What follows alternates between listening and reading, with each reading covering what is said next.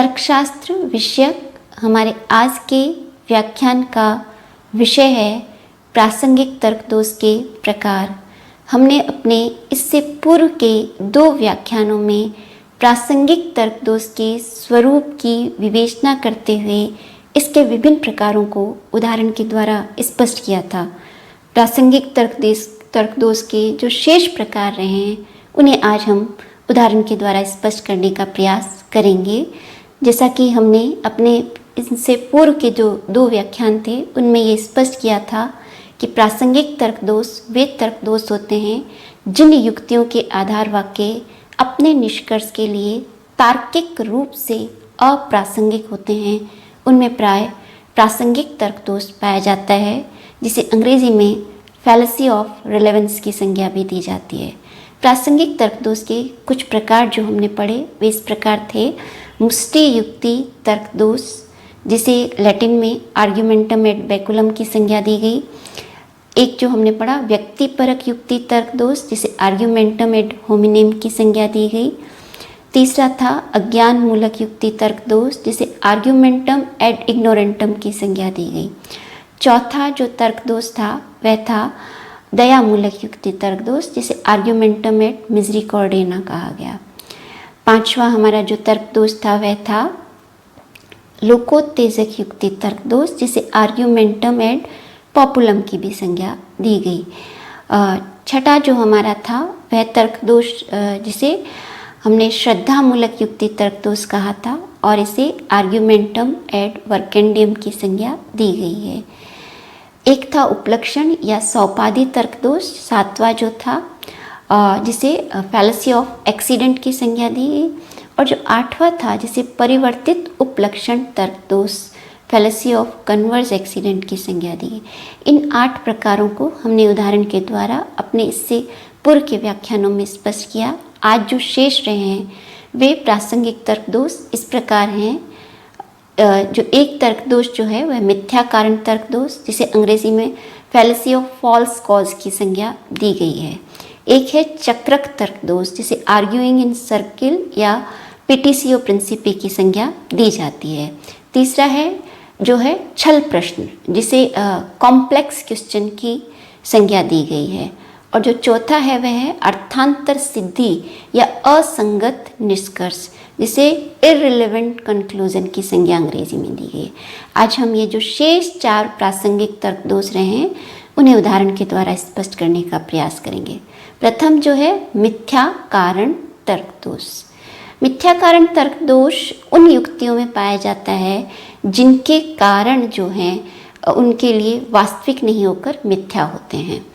और मिथ्या कारण तर्क दोष के पुनः 2 भेद प्रचलित रहे हैं तर्कशास्त्र में। एक है अकारण तर्क दोष, अकारण कारण तर्क दोष। दूसरा है काकतालीय न्याय। अकारण कारण तर्क दोष वे तर्क दोष होते हैं जिसमें कोई घटना किसी का कारण नहीं है फिर भी उसको कारण मान लिया जाता है।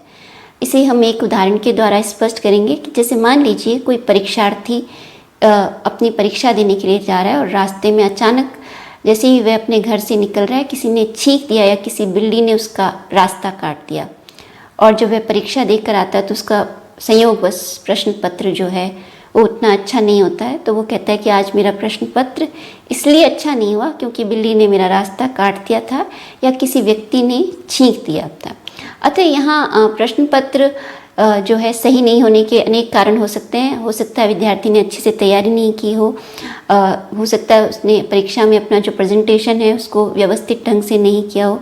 लेकिन इन कारणों को नहीं मानकर बिल्ली के रास्ते को काटना या किसी व्यक्ति को छींकने को अपने प्रश्न पत्र के सही नहीं होने का कारण मानना ही अकारण कारण तर्क दोष का इसे हम एक उदाहरण मान सकते हैं।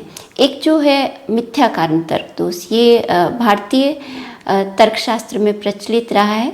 मिथ्या कारण तर्क दोष में का जो ये काकतालीय न्याय जो दूसरा प्रकार है उसमें क्या होता है कि जैसे हम देखते हैं कि कार्य कारण संबंध में जो कारण होता है वह पूर्ववर्ती होता है, कार्य उत्तरवर्ती होता है।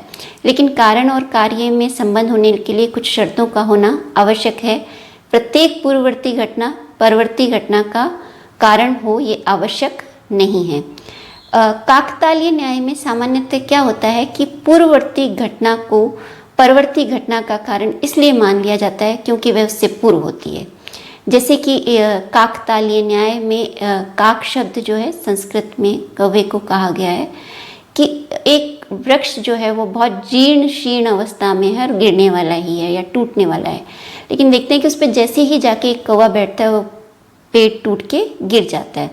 तो इस उदाहरण में वृक्ष गिरने का कारण जो है कौवे को मान लेना, इसे हम क्या कहेंगे, काकतालीय न्याय।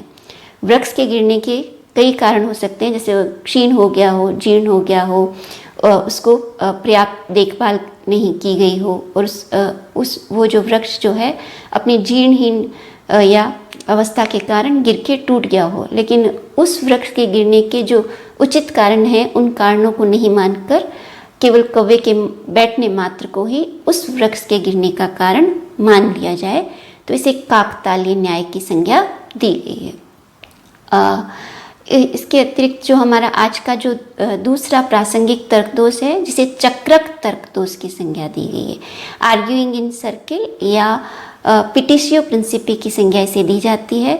सामान्यतः हम देखते हैं कि किसी भी युक्ति में जो आधार वाक्य होते हैं वे अपने निष्कर्ष को तार्किक रूप से सिद्ध करने का प्रयास करते हैं, लेकिन जो चक्रक तर्क दोष होता है उसमें जो निष्कर्ष जो होता है जिसको हम सिद्ध करना चाहते हैं वह आधार वाक्यों में पहले से ही सिद्ध होता है, अर्थात निष्कर्ष जो है वह अपने आधार वाक्यों से तार्किक रूप से निगमित नहीं होकर अपने आधार वाक्यों में पहले से ही सिद्ध कर दिया जाता है। जैसे कि यदि ये कहा जाए कि सभी मनुष्य मरणशील है क्योंकि उनकी मृत्यु होती है, तो ये एक चक्रक दोष का उदाहरण है, क्योंकि इसमें हम कुछ ये स्पष्ट नहीं कर रहे हैं कि मनुष्य मरणशील क्यों हैं। हम ये कह रहे हैं कि सभी मनुष्यों की मृत्यु होती है इसलिए सभी मनुष्य मरणशील है। तो इसमें हम जो आधार वाक्यों में पहले कहा गया उसी को हम निष्कर्ष में पुनः जो है उसी बात को कह रहे हैं, इसलिए इसमें चक्रक तर्क दोष पाया जाता है। हमारा जो अगला प्रासंगिक तर्क दोष है जिसे छल प्रश्न की संज्ञा दी गई है। छल प्रश्न जिसे अंग्रेजी में कॉम्प्लेक्स क्वेश्चन की संज्ञा दी गई है।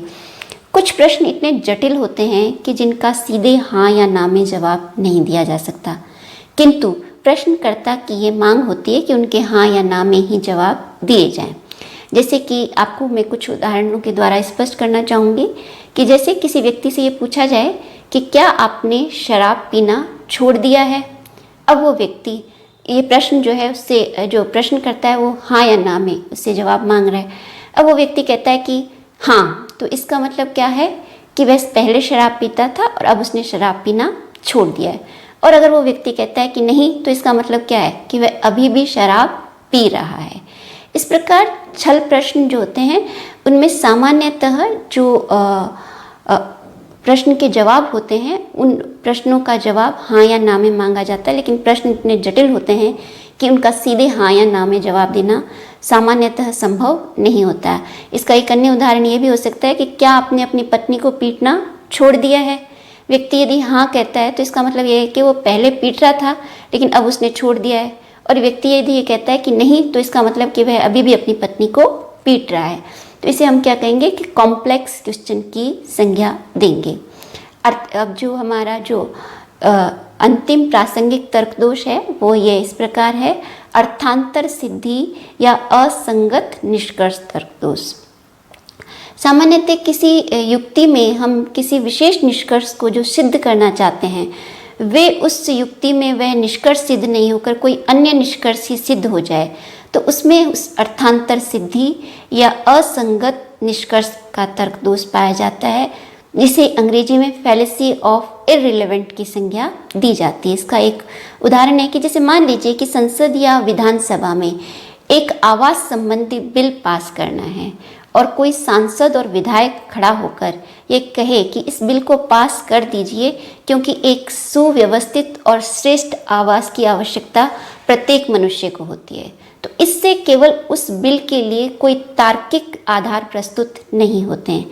प्रश्न यह है कि क्या वास्तव में वह जो आवास संबंधी बिल है प्रत्येक व्यक्ति को आवास उपलब्ध करवा रहा है या नहीं, या इसके क्या विकल्प हो सकते हैं, या आवास से संबंधित ये आवास की किस समस्या को लेकर ये बिल पास किया जा रहा है। इस प्रकार हमने आज के व्याख्यान में जो है 4 प्रासंगिक तर्क दोषों की व्याख्या की। पहला हमने देखा कि मिथ्या कारण तर्क दोष, जिसे फैलेसी ऑफ फॉल्स कॉज की संज्ञा दी गई। जो इससे दूसरा हमने देखा चक्रक तर्क दोष, जिसे आर्ग्यूइंग इन सर्किल या पिटिशियो प्रिंसिपी की संज्ञा दी गई। तीसरा जो हमारा छल प्रश्न, जिसे कॉम्प्लेक्स क्वेश्चन की संज्ञा दी गई। और चौथा जो है अर्थांतर सिद्धि या असंगत निष्कर्ष तर्क दोष, जिसे फैलेसी ऑफ इररिलेवेंट की संज्ञा दी गई। आज के व्याख्यान से संबंधित हमारे कुछ महत्वपूर्ण प्रश्न इस प्रकार हैं। मिथ्या कारण तर्क दोष को उदाहरण के द्वारा स्पष्ट कीजिए। कारण तर्क दोष क्या है, उसे स्पष्ट कीजिए। काकतालीय न्याय तर्क दोष को उदाहरण के द्वारा स्पष्ट कीजिए। छल प्रश्न तर्क दोष से आप क्या समझते हैं, इसे उदाहरण के द्वारा स्पष्ट कीजिए। जो असंगत या अर्थांतर सिद्धि तर्क दोष है उसे उदाहरण के द्वारा स्पष्ट कीजिए। चक्रक दोष की अवधारणा को उदाहरण के द्वारा स्पष्ट कीजिए। आज के व्याख्यान में हमने इन तर्क दोषों के स्वरूप की विवेचना करते हुए इन्हें उदाहरण के द्वारा स्पष्ट करने का प्रयास किया है। आज के इस व्याख्यान के साथ ही हमारे प्रासंगिक तर्क दोष के विभिन्न प्रकार जो हैं वो पूर्ण होते हैं। इससे जो आगे का हमारा व्याख्यान होगा उसमें हम संदिग्धार्थ तर्क दोष और उसके प्रकार एवं उन्हें उदाहरण के द्वारा समझने का प्रयास करेंगे।